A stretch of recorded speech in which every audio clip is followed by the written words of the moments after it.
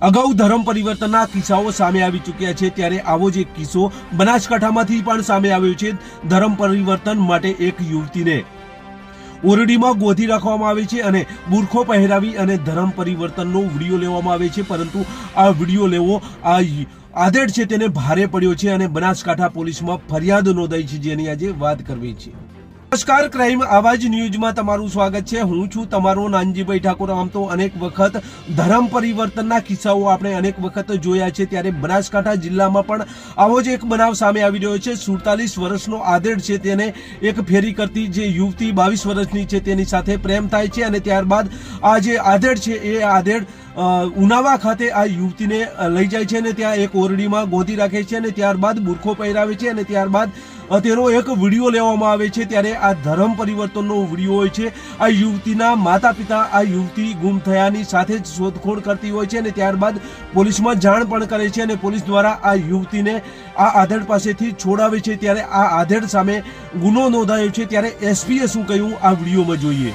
દીકરી કે જે 22 વર્ષની દીકરી હતી એ થોડા દિવસો પહેલાં ગાયબ થઈ ગઈ હતી, જેના વિશે ખ્યાલ કરતાં પોલીસ દ્વારા ઊંડાણપૂર્વક તેની શોધખોળ કરવામાં આવે છે અને ત્યારબાદ પોલીસને જાણ થાય છે કે જાવીદભાઈ ઉસ્માનભાઈ મુમન કે જે 47 વર્ષના છે તેમના દ્વારા દીકરીને ગાયબ કરી દેવામાં આવી હતી અને તેને ઉનાવા ખાતે એક ઘરમાં પૂરીને રાખવામાં આવેલી હતી। પોલીસને આ વસ્તુની જાણકારી થતાં જ પોલીસ દ્વારા તુરંત ત્યાં જવામાં આવે છે અને દીકરીને છોડાવવામાં આવે છે। ત્યારે દીકરી દ્વારા જણાવવામાં આવે છે કે તેના ઉપર બળજબરીથી તેને ધર્મ પરિવર્તન માટે પણ દબાણ કરવામાં આવેલું હતું અને બળજબરીપૂર્વક એક વિડીયો પણ બનાવવામાં એનો આવેલો હતો કે જેમાં એ ધર્મને અંગીકાર કરે છે। આ વસ્તુની જાણ થતાં જ પોલીસ દ્વારા જે છે આ મહિલાને છોડાવવામાં આવે છે અને ત્યારબાદ તેના પરિવાર ખાતે તેને આપી દેવામાં આવે છે અને ત્યારબાદ પોલીસ દ્વારા જે છે કાયદેસરની કાર્યવાહી પણ કરવામાં આવે છે।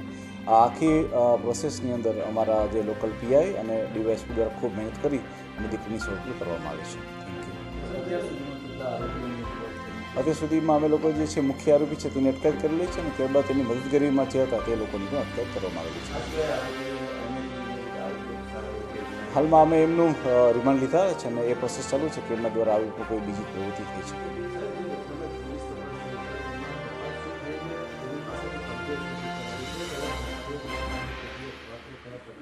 પોલીસ દ્વારા રિમાન્ડ લઈને તમામ પહેલું ઉપર પણ વાત કરવામાં આવી રહી છે। તેના દ્વારા ઘણા બધા એવા કપડાં અને એવી કેટલીક સામગ્રીઓ પણ પોલીસ દ્વારા જપ્ત કરવામાં આવી છે। તેના ઉપર પણ પોલીસ દ્વારા જે છે ઊંડાણપૂર્વકનું ઇન્વેસ્ટિગેશન ચાલુ છે।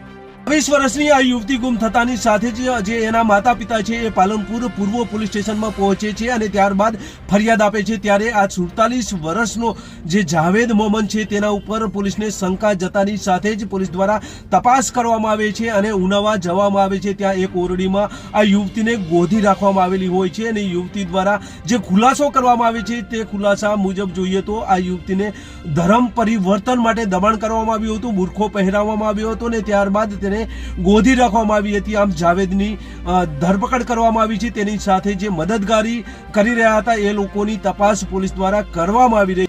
આ હતી બનાસકાંઠા જિલ્લામાં બનેલી ઘટના। જો તમારા વિસ્તારમાં આવા કોઈ ઈસમો હોય અને ધર્મ પરિવર્તન કરાવવા માંગતા હોય અને તમને જાણ થાય તો પોલીસને પણ સંપર્ક કરી શકો છો અને આવા વ્યક્તિઓથી સાવચેત પણ રહી શકો છો, કારણ કે ધર્મ પરિવર્તનના નામે આવા જે વ્યક્તિઓ હોય છે એ દબાણ કરતા હોય છે અને દબાણપૂર્વક ધર્મ પરિવર્તન કરાવતા હોય છે। ત્યારે આ લાલ બત્તી સમાન કિસ્સો જોવા મળ્યો હતો। બસ એ જ। જો તમે અમારી ચેનલમાં નવા છો અને અમારી ચેનલના સમાચાર જોવા માંગો છો તો અમારી ચેનલને અત્યારે સબસ્ક્રાઇબ કરો, જેથી આવનાર લેટેસ્ટ ન્યૂઝ તમારા સુધી પહોંચી શકે। નમસ્કાર।